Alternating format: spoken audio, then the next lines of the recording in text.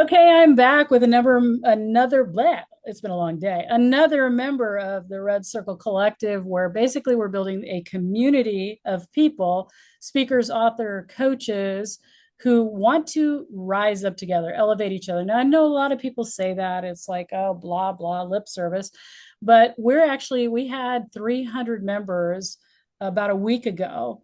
We probably have 98 now because I turned my VA loose about a month ago and said, I go in, everybody that doesn't have a profile, everybody that doesn't have a bio, everybody that you haven't seen do anything, start sending them a weekly email that says, put this up or you will be removed. And then when it didn't happen, we jettison them because I am serious about the cooperativeness of this. I know that when we actually pay attention to the people in our collective, in our circle, we decide that we're going to launch a book or whatever, we all do it together. That's the ticket. We don't do this alone. We actually share resources like that. So Todd has showed up for me today. And Todd, go ahead and introduce yourself and give us like a little high view of what it is you're about, why you're here. What do you do? What do you do, Todd? What I do I heard do? podcast. I heard I heard a podcast, so I know that's one of the things. Well, thank you, Tanya. I appreciate the opportunity very much. So, Todd Thorpe, I've been in the telecommunications space for 40 years. That's my day job.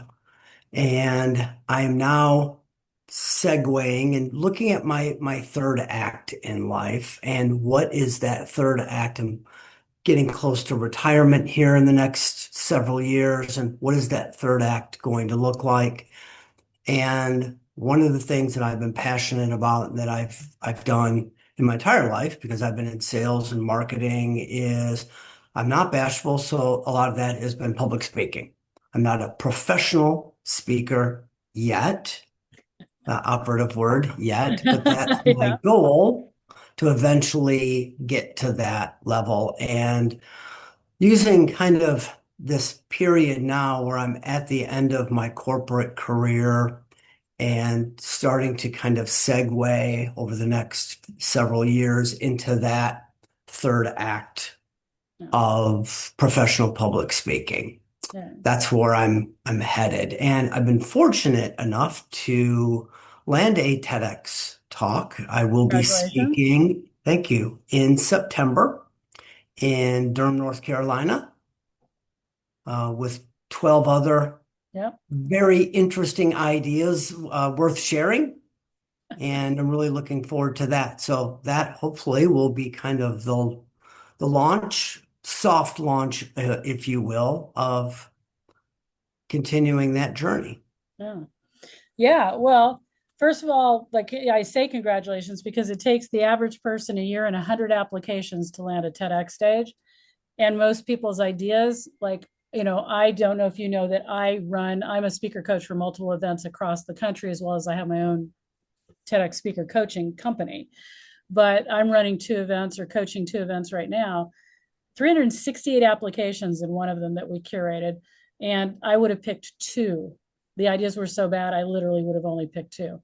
So there's a Right. plethora of horrifying things out there that don't really aren't ideas, they're messy messages. I love that. Messy messages.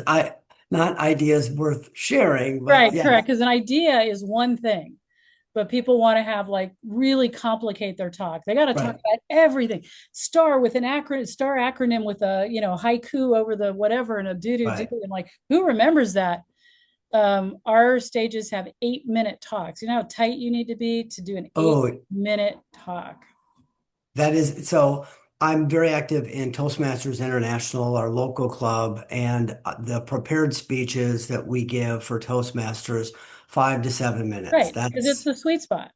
That's it. That's Yeah, it. And my TED talk will be 10 minutes. yeah. Say TEDx with me.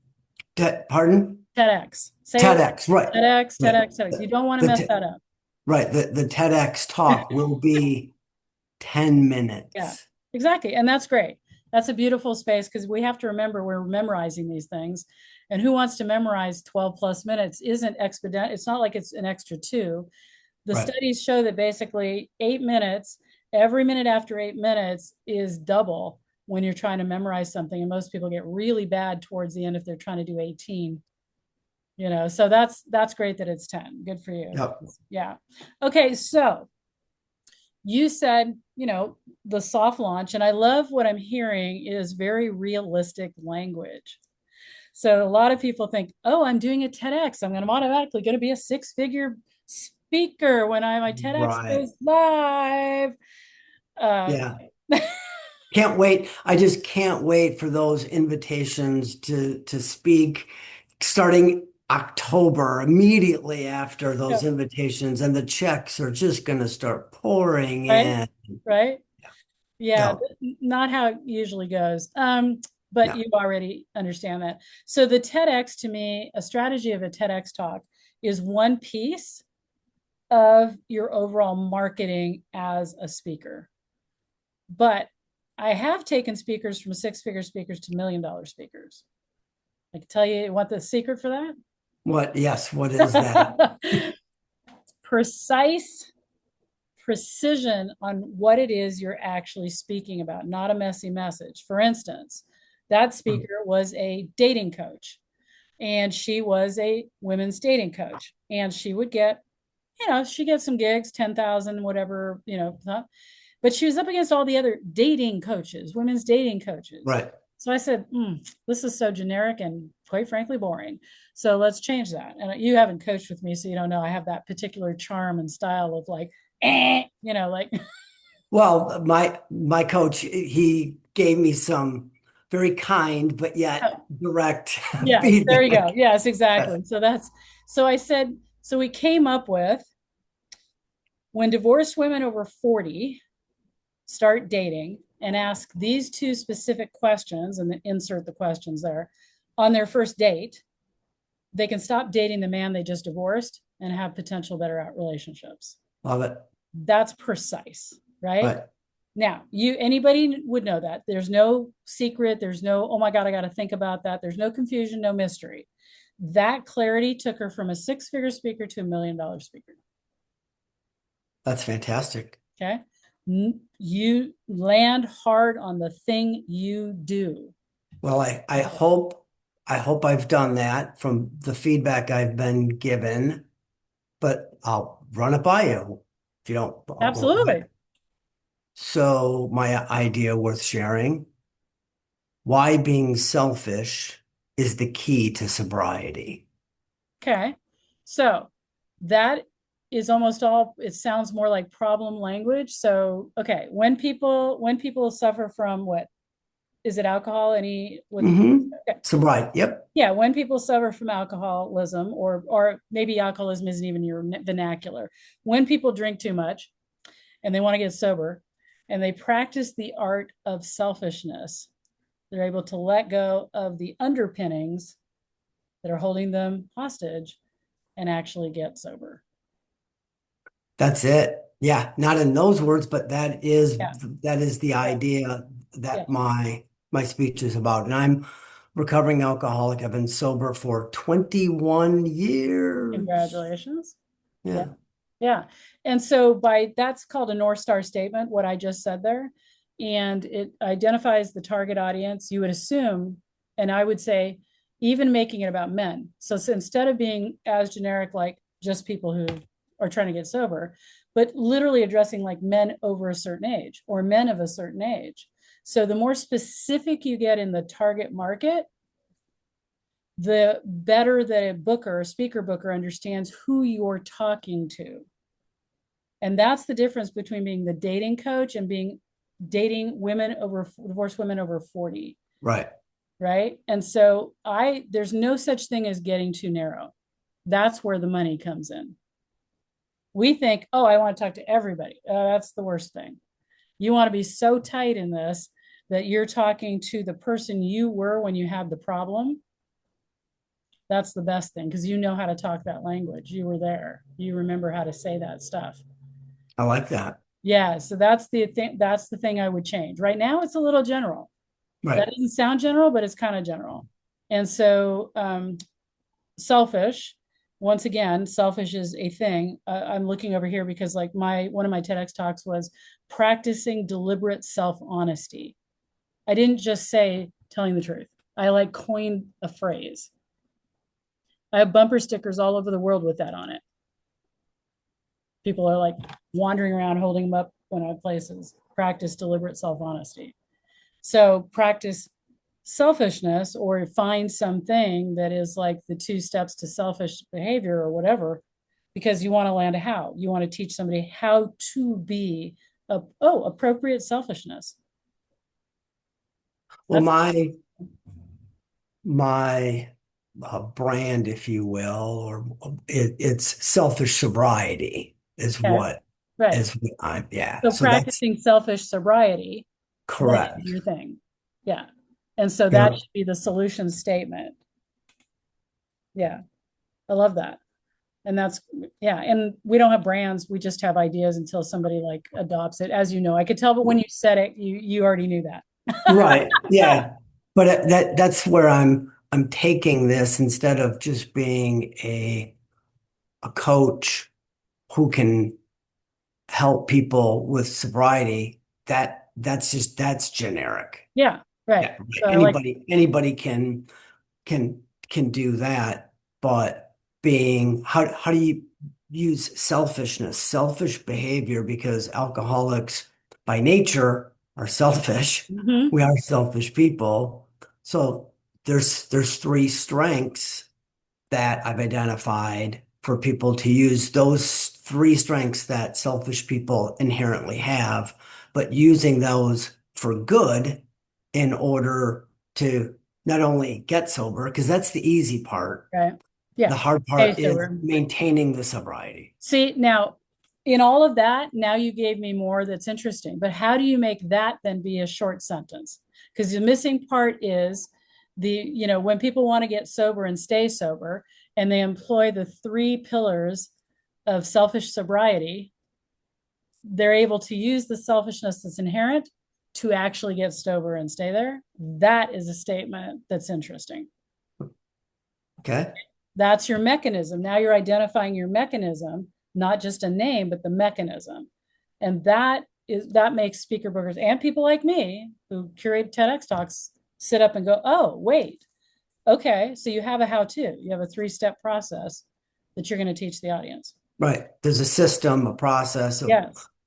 a means. Yeah. Yeah. Not So just a generic. yeah. So the more specific like that, that's awesome. So when I hear that inherently, we're people who are drink are inherently selfish, I've found a superpower to turn or found a way to turn that selfishness into an actual strength by using these 3 inherent. Yeah. I'm like, heck yeah. So if you're not writing the book with that title, or, program with that title, you should be. Well, that is again, I'm being realistic, right? But that's the goal is TEDx talk is the first step, Yeah. and then hopefully start to build on that through other speaking Yeah. engagements. But then eventually, yeah, I want to write a Yeah. book based on that, selfish sobriety. Yeah. So I would TEDx talk, write the book. The book is what gets you speaking engagements. So TEDx talk is like the authority badge. Then you write the book and you have a course. Then you start speaking, because speaking without the other things, like, Right, so I made 100K in 20 minutes on a stage. Why? Because they all ran to the back and bought my thing. right. So speakers when they make the really big money, they're usually selling from stage. And speaker coaches, people don't tell you that. They're like, oh, you're making all that. But the real money comes from when people either like hear you speak and then go look at your website and buy your stuff. The actual speaking is just like the lead magnet, right? To Yeah, well, and I have self I have selfishsobriety.com, nice. have the email, have starting to kind of build Yeah.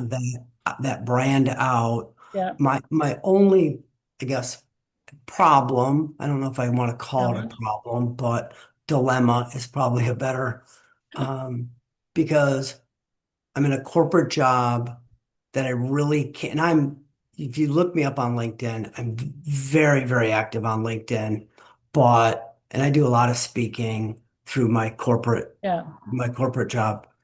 Um, but I really can't promote this on my LinkedIn brand because there would be a huge conflict of interest of me trying to promote this Right. on my personal That, brand on LinkedIn. So I that's why have you to, open up a second account. I mean, I could, but then it's me, doing it. And there's, now there's Todd Thorpe, Selfish Sobriety. There's Todd Thorpe, Well, you you know, just use selfish sobriety. yeah, I'd almost have to, Right. yeah, Yeah. because Yeah. that's kind of where I'm in that dilemma right now. I have a huge following. Well, I would say huge, but I do pretty good on LinkedIn. And I'm very, very active, but I plan on doing this not only on LinkedIn, but Instagram, but I just really can't yet. But yeah, doing it as a second profile. Yeah, and I would also push in. I have five major brands. I've been online since 1992. I was one of the first women to make money online that was not in the porn industry. I would have done faster money that way, but I like a challenge, just saying. Right, right. And so I have a relationship and sex brand called Learning Tantra. I have my healing, the nervous system brand. I have an animal healing brand. I have a business and life strategy brand. I have a speaker brand. I mean, the Red Circle Radio program. And some people would say, like, and right recently to get my 4 million people Facebook crazy, I've been writing like what people consider would be considered erotic romance novel stuff. I found out I started writing that and people went feral. And I'm like, well, Sure. okay, so what does that do to my speaker credibility or my business credibility or whatever? Um, I have found that basically, if you lean into who you are, even if you think that doesn't work, you find out all the people that really have been holding Right. back from really wanting to step up with you. So Yeah. maybe, who knows? But I hear what you're saying on that. And you've got time to do the buildup, apparently, of this new brand. Well, and I think I love what you said, Tanya, is because let's face it, I am a very realistic person and I don't have these delusions of grandeur where, oh, I'm going to be the next Tony Robbins of sobriety. Sobriety. I Yeah. mean, come on, right? I get it. But the TEDx talk first, I need to get this book done. And then, by then, 12 months later, now I'm a year further into Yeah. it. Yeah. Yeah, Yeah. really start to go. Yeah. Well, it sounds super exciting. And, I've, hit those marks, right? Two-time TEDx speaker, TEDx organizer, blah, blah, blah, 12-time international best-selling author. You're in the right place. So the collective houses all of those, because I think we need the trifecta. Every coach needs a talk and a book, right? Every author needs a talk and a program. Yeah, so the trifecta really is those 3 points because there's a lot of people that want to book you. If you have a book, that gets you on a lot of podcasts Right. easier. It's also Mike Shreves from Peaceful Profits was the guy who founded Everybody's Book Funnel. He used to be Tony Robbins and all the big guys' main marketing guy, and then he went off on his own thing. But he's my marketing guru, and I'm certified by all those guys. If you name it, I've been certified by them probably. And he has a book funnel. Literally, his book, One Book to Million, for $5.95, is the lead in to his community and his programs. And they sell 50 to 150 books a day through that funnel. And if you go to One Book per Million and buy it, you and look at the funnel, you'll see how they have that set up. But he believes in simplicity. He only works like 3 hours or 4 hours a week or something like that. His team only works 4 days a week. And they're in one of their funnels are over like $800,000 a month. Um, and these numbers are real. I mean, like this is what's capable. Most people just make everything too complicated. Right. I'm all about simplicity. What about as far as book publishing is, I've heard, is that something that you can self-publish or do you Yeah, need to own? I do everything self-publishing because nowadays publishers are going to want you to market your book anyway. So why give a bunch of money to a publisher when you're doing all the marketing work And Right. in there, so in the core, in the collective, because you had said to me, you're just getting your feet wet in there. Right. So in the collective, we have it's gamification. When you start posting and adding value, you get points, which opens up other things behind the scenes, like templates, and this is Okay. going to do live events. Okay. Also, if you go to learning, there are programs that are relatively inexpensive, book launches, how to do this, how to do that. So there's a lot, there's free resources, right? Book channel, right? There's some paid resources, and but I try to do a lot of free resources in there to help people out. Yeah. Yeah. Well, and that's how I came across you was when I was doing a lot of research for TEDx, and then I landed the TEDx talk, and then you came up in my, I think my Facebook Facebook feed, probably. Yeah. feed. And then that's how Yeah. I entered that world. And yeah, I have yeah, candidly, I haven't been super active at all, but wanted to take this opportunity to start to learn more about what is out there because, I'm lucky that I think, hopefully, I'm one of the 90 some that got left and didn't get Yeah, well, you must have put your picture on like you I must didn't have get the done hook. something. Right. And then you were good. You jumped on here. It's like, let me explore. I don't know what this is, but I'm gonna Right. jump in here. And that's what we're looking for, people who are willing to step up to lean into what they want. And like I said, be able to put that community around them. So when you write your book, if you're involved and stay involved in this, then you have people that are willing to look in and go write reviews for your book, review your book, feedback your book, and then launch. And that really, because 25 reviews before you launch is really kind of a sweet spot number. Okay. And you think everybody's going to do that for here's a hint. All the people that tell you they're going to review your book and do all that stuff, they're not. It's like herding cats. I am at a point now when I put out a book, I actually have people see I'm writing a book. I will have at least 30 people drop in and say, please let me read your book and feedback. But that's because, I've been around. And so Right. they figure that there's probably some good value in that. But still getting reviews, people to pull the trigger. Everybody says they're going to do it. That's why I'm cultivating this group. Like when we say we're doing something, Sure. we commit and we do it.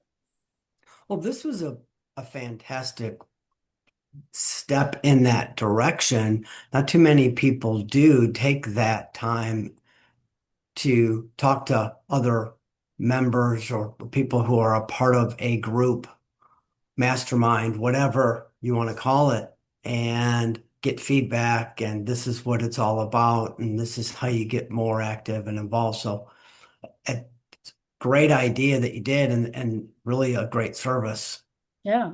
Well, everybody. so people right now, you've got your TEDx coming up. How can the collective support you currently? I mean, I know the answer to this, but I want to hear if you have the answer to this. Well, I mean, how they can support me is, to me, it's about giving and receiving. Hmm. So I need to support other members and provide any kind of value that I can in what I know and what I learned, Yeah. and give that back.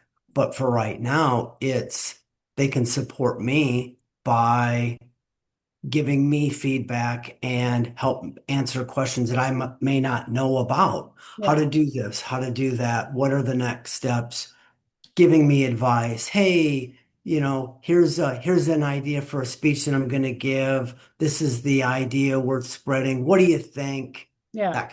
Yeah.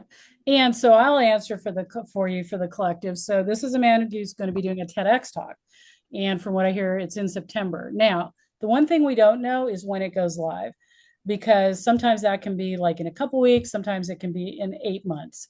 Right. This is the thing we don't know. However, what you can start doing, and then other people can go follow you on your social media, is to start saying, hey, it's countdown. TEDx is coming live, blah, blah. Everybody loves a good countdown. You don't need to talk about what you're talking about, but I'm super excited. I'm coaching, I'm getting this. We're working on, whatever it is we're working on now. And so you kind of like give people that little back end story, they start getting excited for you. Once it goes live, that first few, don't just when it goes live, throw it out there, start a launch party. Because if 100 people or 50 people watch it within an hour, when at the same time, YouTube jacks the algorithm. See, so basically it's like the collective can be part of that launch. You're like, hey, I got a TEDx coming up. I want to do a launch party. As we know, people say they're going to show up, half of them do. But if everybody watches that together at a certain time, YouTube goes, oh, this is relevant. And so they'll boost your talk. When you're talking about when I find out when it's going to go live on YouTube. So we don't find out it's live until the organizer, TEDx says to the organizer, it's live. And then the organizer is supposed to let you know. Now, TEDx Raleigh it's been around, so you've got a good organizer there. Right. And so that can, I almost got this one. I was actually just missed. Actually, it's TEDx Paris Street Okay. in Durham, North Carolina. Got it. Okay, good. Yep. And so then the organizer is supposed to let the people know when your talk goes live. And Okay. so then once it goes live, like I said, don't just go, oh my God, my talk's live. Just hang on to that, right? Get your launch party, say, oh, we're going to meet a week from now or 5 days from now or whatever. And then do a launch party, do a giveaway. People that show up, whatever, you find fun things like gift cards, whatever, like do a party. And so everybody gets on a virtual party? Yeah, a virtual party. You can have live people too. You should have, but everybody gets on their device and goes and watches your talk. It's 4 p.m. Hit it. And so all of these people show up on your TEDx talk and like doing a LinkedIn Live almost. You're doing a live event. Exactly. Right. And have people around too, your friends and because it should be everybody and everybody should be on their own device. And then it's like, all right, it's 4 p.m. Everybody hit the link. And there we go. Yeah. And so just, making it fun. And even if it's like 30 people, that's 30 people at once that, TEDx. Now, here's the dirty secret that nobody tells you, but I'm transparent. The majority of people that have over 10,000 views bought them. Yeah. Okay. Wah, sucky. Right. Just like book launches, you can buy the New York Times best-selling list now if you have enough money. Forbes magazine cover. Right. Yeah. This is the world we're living in. And so that's the reality. And engagement pod thing, just like on LinkedIn and other social media engagement pods, you're buying comments and likes and right. Now the thing is, are you getting a reputable company? That's the thing to know, because the people that I work with basically get you your demographic. So it's not just views and likes, it's literally your clientele dropping in to watch your stuff. So if you buy views, if anybody's listening to this and not all of them are equal. You do not want bots. You do not, because your algorithm will go bad if you're getting like just 1,500, like 15,000 Pakistanis just dropped into your, with a bunch of bots, and you're not Pakistani, do a Pakistani TEDx. Now we got a little bit of an issue. So, but that's, the way to keep knowing is that you can launch and launch and launch. So just because you launch once doesn't mean you can't, just the same with your book or your course, 6 months later, relaunch. And so you keep building the rhythm. And then every time you relaunch, you usually try to get more people engaged. And so you can always relaunch your book, remarket, relaunch your book, relaunch your TEDx, relaunch your course. Yeah. Like a re-grand opening of the store. 100%. That's what you're doing. Brand new management. New name, whatever it is. Like, that's yeah. You think, oh, they just painted that building and it has a new name. Must be new people. New menu. Yeah. Yeah, right. New menu. Right. You got it. And so, all right. So I think the collective can help you by supporting you if you're writing a post that, hey, the Wins and Media channel in there is where it's like, hey, my TEDx is going to go live. I've done my TEDx. I'm waiting to find out when it's going to go live. Drop a comment below if you'd be willing to be part of my launch party. And let's see if people show up, right? Okay. So I love that. That's what I would do with that. That's a great idea. I wrote that down. Yeah, that's fantastic. Awesome. All right. Any final things you want to say before we jump off? Um, uh, just thank you very much for reaching out and giving me this opportunity to learn more about you and the collective and TEDx. Nobody Yes, want to say TEDx. that? TEDx is like saying Nike to Adidas. Not cool.